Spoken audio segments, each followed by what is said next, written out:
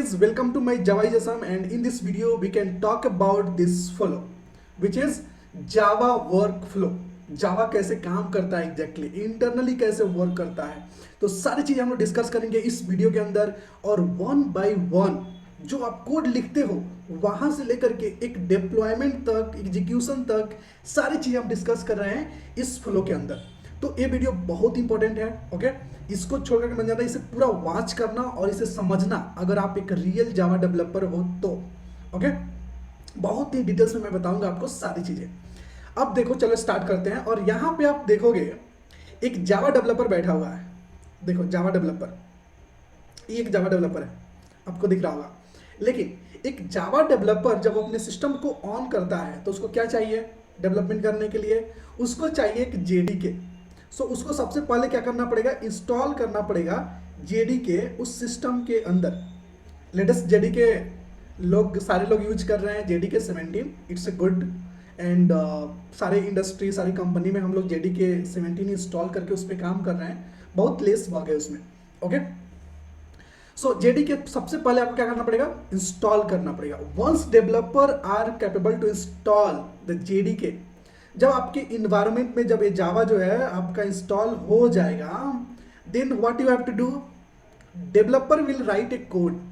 सो step number 2 अगर आप यहाँ पे देखोगे, डेवलपर क्या करेगा? अपने सिस्टम में कोई एक आईडी ओपन करेगा या नोटपैड ओपन करेगा। They will write the code inside the notepad. Okay, once he will write, okay, उस कोड को कहाँ सेव करेगा? अपने लोकल मशीन में सेव कर लेगा, इस कंप्यूटर में ही सेव कर लेगा। तो यहाँ तक तो अभी तक सेव हुआ।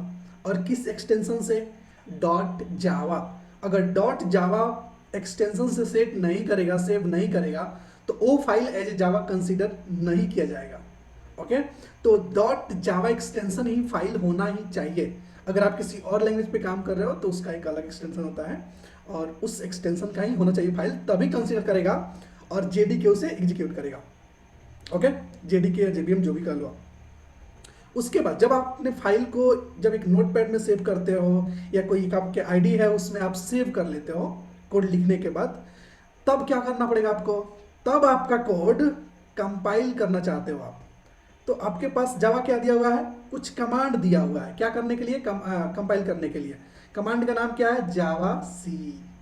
जावा सी जब आप यूज करोगे, जावा कंपाइलर इसका नाम होता है। जावा सी मीन्स जावा कंपाइलर। और इसका यूज कर करके जब आप एग्जीक्यूट करोगे कमांड पे जावा सी, उसके बाद अपने फाइल नेम डॉट जावा जैसे ही लिख करके आप इंटर डालोगे तो क्या होगा? आपका जो डॉट जावा क्लास फाइल है, ये वाला, ये जो फाइल है वो क्या होगा? वो जाकर के कंपाइल होगा। कंपाइल होते समय में क्या होगा? चेक होगा कि आपका जो कोड है 1 बाय 1 जो लाइन यहाँ पे लिखा हुआ है, सारे line, curly braces, open close, सारी चीजें वो चेक करेगा कि प्रॉपर है या नहीं, कोई रॉन्ग तो नहीं लिख दिया, जो आइडेंटिफायर हमने दिया है उसको तो नहीं लिखा, किसी और को तो नहीं लिख दिया। ये सारी चीजें यहाँ पे चेक करेगा कंपाइलर।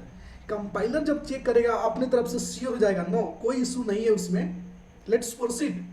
तो जैसा ही प्रोसीड करेगा तो वो तुम्हारा जावा जो कोड है, डॉट जावा फाइल से तुमने सेव किया था अपने सिस्टम में, ओके, डॉट जावा नाम से, और उसमें क्या करेगा? जब कंपाइल होकर के फाइनली आएगा तो वो जो हो जाएगा फाइल, एक और फाइल जनरेट हो जाएगा ऑटोमेटिकली तुम्हारे सिस्टम में। तुम देखना गौर से, उस फाइल का नाम होगा डॉट क्लास फाइल।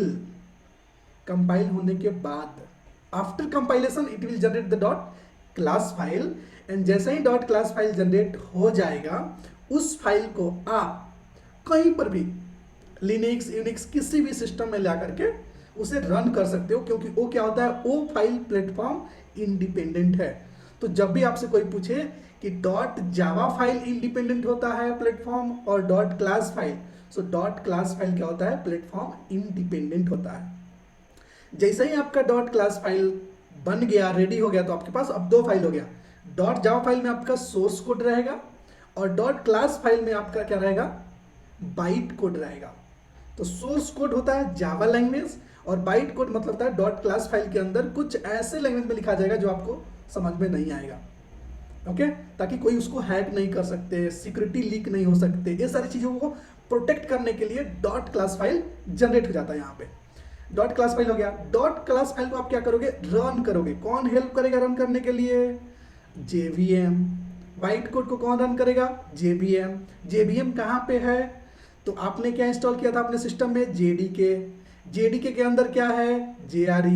JRE के अंदर क्या है? JVM। तो आपको मिल गया JVM। तो JDK जैसे ही आप इंस्टॉल करोगे तो आपको JRE भी मिल जाएगा और JVM भी मिल जाएगा, दोनों मिल गया। अब इसके थ्रू आप क्या करोगे? रन करोगे। रन करने के लिए आपके पास क्या कमांड है? सिंपल। तो रन कहाँ होगा? किसी ऑपरेटिंग सिस्टम में होगा, जो कि ऑपरेटिंग सिस्टम आपका विंडोज हो सकता है, लिनक्स हो सकता है, कोई भी, कोई हार्डवेयर होना चाहिए जैसे लैपटॉप और पीसी, तभी आप कर सकोगे।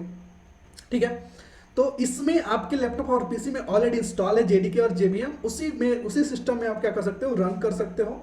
JVM आपका हेल्प करेगा रन करने के लिए। रन करने के लिए कौन सा कमांड है? क्या है? जावा। जावा ही कमांड है और फाइल नेम आपको देना पड़ेगा। ओके, तो क्या करेगा वो? रन कर देगा। तो इसके बाद जब रन करोगे तो क्या होगा? JVM will start execution from this main method. तो JVM क्या करेगा? सबसे पहले आपके फाइल में मेन मेथड ढूंढेगा। किधर है मेन मेथड? अगर मल्टीपल फाइल है, पैकेज है, तो उसमें ढूंढेगा किस फाइल में है मेन मेथड। अगर उसको मेन मेथड मिल गया उसी में से, तो अब देखो यहां से जैसे ही आपका क्या होगा? रन होना शुरू होगा। तो रन होने के बाद क्या होगा? यहाँ पे जाएगा public static void main file, check करेगा, सारे स्कैन करेगा फाइल को, किधर है पब्लिक स्टैटिक वॉइड मेन। जैसा ही उसको मिल गया पब्लिक स्टैटिक वॉइड मेन, वहां से एग्जीक्यूशन स्टार्ट करेगा। यानी कि जब भी कोई आपको इंटरव्यूअर पूछे कि इन जावा कोड कहाँ से स्टार्ट होना शुरू होता है, तो आप कह सकते हो मेन मेथड से ये स्टार्ट होता है execution. So JVM will start execution from this main method. So main method से हमारा कोड स्टार्ट होना शुरू हो जाएगा। और जब भी एग्जीक्यूट होना शुरू होगा तो क्या होगा? जो भी मेथड कॉल होगा उसके अंदर जो भी वेरिएबल होगा, सारे को एग्जीक्यूट करके और जावा डेवलपर के जो स्क्रीन का लैपटॉप है कमांड पे वो दिखा देगा कि ए आपका आउटपुट है।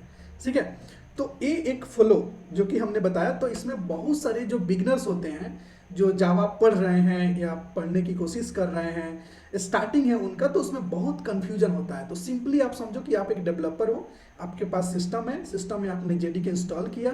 इंस्टॉल करने के बाद आप क्या करोगे? एक फाइल बनाओगे .java करके, hello.java या समथिंग student.java। आपने एक फाइल बनाया, उस फाइल में आपने कोड लिखा। कोड लिखने के बाद आप क्या करोगे?